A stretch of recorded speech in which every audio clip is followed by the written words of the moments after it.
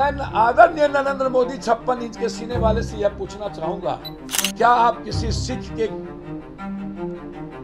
खिलाफ कभी कोई बात बोल पाएंगे?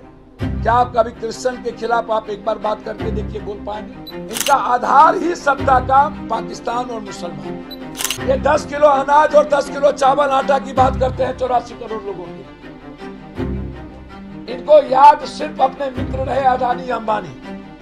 नमस्कार, मैं हूं निकुल तिवारी और आप लाइव सीरीज देख रहे हैं। देखिए, पप्पू यादव, जाप सुप्रीमो पप्पू यादव बहुत गर्म हो गए हैं नरेंद्र मोदी पर, यानी प्रधानमंत्री पर बहुत गर्म हो गए। साफ कह रहे हैं कि 9 साल करते हैं, आपका काम 9 महीने वाला है। जी हाँ, 9 महीने आपका काम चलता है। और ये भी कह रहे हैं कि बेरोजगारी भूल गए, ये भूल गए, वो भूल गए। आपको याद क्या है? देखिए, गुस्से में पप्पू यादव क्या कुछ कर रहे हैं, अब वो सुनिए।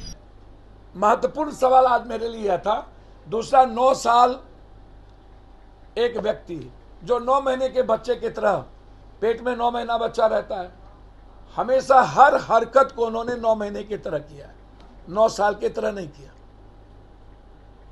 एक व्यक्ति जिनका जन्म गोधरा से पुलवामा तक के बीच जिनकी लाइफ है, और जिन्होंने कभी एक पॉजिटिव सकारात्मक काम के अलावे कभी एक्सीडेंटल पीएम, कभी जननायक मोदी, कभी कश्मीर फाइल, कभी पाकिस्तान। मैं आदरणीय नरेंद्र मोदी 56 इंच के सीने वाले से यह पूछना चाहूंगा कि हिंदुस्तान के पीएम कभी चीन, रूस, अमेरिका, क्या आप किसी सिख के खिलाफ कभी कोई बात बोल पाएंगे? क्या आप कभी क्रिश्चियन के खिलाफ आप एक बार बात करके देखिए, बोल पाएंगे? आप ये टारगेट सिर्फ इनका पाकिस्तान और मुसलमान, क्योंकि इनका आधार ही सत्ता का पाकिस्तान और मुसलमान है। कभी भी हिंदुस्तान के पीएम ने विकास के बारे में कभी चर्चा नहीं की। नोटबंदी जो इनके सबसे महत्वपूर्ण मुद्दे एपिसोड था, नोटबंदी बीजेपी और प्रधानमंत्री जी भूल गए।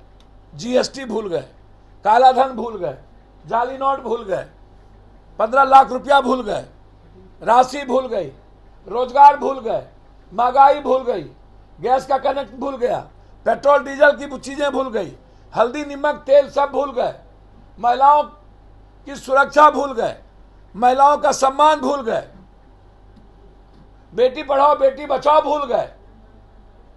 एक ट्वीट नहीं जंतर मंतर पर, किसानों के 9 महीना का मौत भूल गए, right of education, right of health भूल गए, भारत की इकोनॉमी भूल गए। ये 10 किलो अनाज और 10 किलो चावल आटा की बात करते हैं 84 करोड़ लोगों के लिए। इनको याद सिर्फ अपने मित्र रहे अडानी अंबानी। इनको सिर्फ याद रहता है कि किसी कारण, चाहे वो कभी किसी बाबा के द्वारा, कभी किसी लाइजनर के द्वारा। 2014 में इनके लाइजनिंग करने का काम रामदेव जी और रविशंकर जी ने किया, अन्य लोगों ने किया। 2019 में इनको फिर नए बाबा मिल गए, 2024 में फिर एक नए बाबा को ये परोसते हैं। यह एक ऐसे पीएम हैं जो हिंदुस्तान की अर्थव्यवस्था से इनका कोई लेना देना नहीं, इकोनॉमी से लेना देना नहीं। भारत में हमारी करेंसी पाकिस्तान से भी कम है। हम नाइजीरिया से ज्यादा हमारी भुखमरी हो गई, गरीब हो गए। बांग्लादेश और श्रीलंका से ज्यादा हमारी भुखमरी हो गई। चीन का सारा फैक्ट्री वियतनाम गया और हमारी फैक्ट्री बंद हो गई। हम एक फैक्ट्री यहां पूंजी निवेश नहीं कर पाए। 9 सालों के अंदर इनकी उपलब्धि भारत में महंगाई है, इनकी उपलब्धि बेरोजगारी है, इनकी उपलब्धि नफरत है, इनकी उपलब्धि दूसरों को गाली देना है, इनकी उपलब्धि सिवाय राहुल गांधी, प्रियंका गांधी, कांग्रेस को गाली देने के अलावे और पाकिस्तान और मुसलमान को टारगेट के अलावे इनके पास कोई उपलब्धि आज तक नहीं हुई। ये एक ऐसा पीएम है जिनके खाते में कोई उपलब्धि नहीं जाएगी।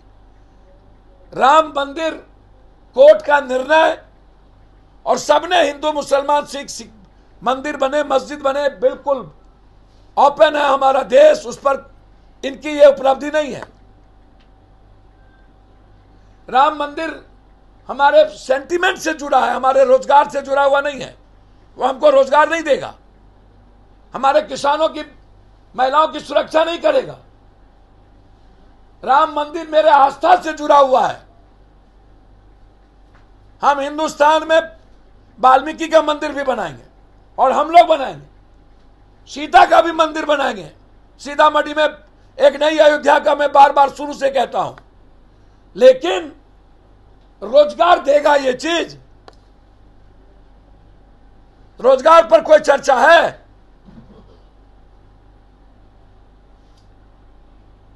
टैक्स पर टैक्स, टैक्स पर टैक्स, टैक्स पर टैक्स, महंगाई पर महंगाई, महंगाई पर महंगाई, महंगाई पर महंगाई, महंगाई पर महंगाई। हर चुनाव में नफरत, हर चुनाव में नई मुद्दे, नफरत।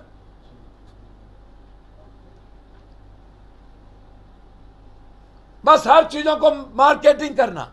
इनके पास एकमात्र चीज है अदानी का पैसा, मुसलमान को गरियाना, हिंदू मुसलमान करना। इसके अलावा इनके पास कोई मुद्दे नहीं है।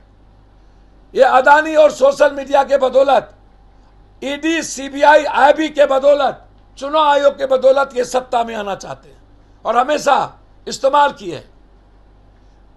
लोकतंत्र को इन्होंने कमजोर किया है विपक्ष की आवाज को दबाकर। संविधान के इतर ये चले हैं आज तक। इनको संविधान पर भरोसा नहीं है। भारत का एक प्रधानमंत्री है जिसको संविधान पर कोई भरोसा नहीं है, जिसको भारत के प्रेम पर, भगवान पर भरोसा नहीं है। भगवान का ये इस्तेमाल करते हैं, भगवान को आत्मसात नहीं करते हैं। ये भगवान प्रेम की बात करता है, ये नफरत की बात करता है। ये कभी भगवान का हो ही नहीं सकते। भगवान हमेशा वसुधैव कुटुंबकम की बात किया, मानवता की बात किया, कल्याण की बात किया, और ये रिश्ते को तोड़ने की बात किया। ये समाज को जोड़ने के बदौलत तोड़ने की बात किया। इसीलिए हिंदुस्तान में एक पार्टी, एक व्यक्ति है जो भगवान के पथ पर नहीं चलते, भगवान का इस्तेमाल करके नफरत पैदा करते हैं।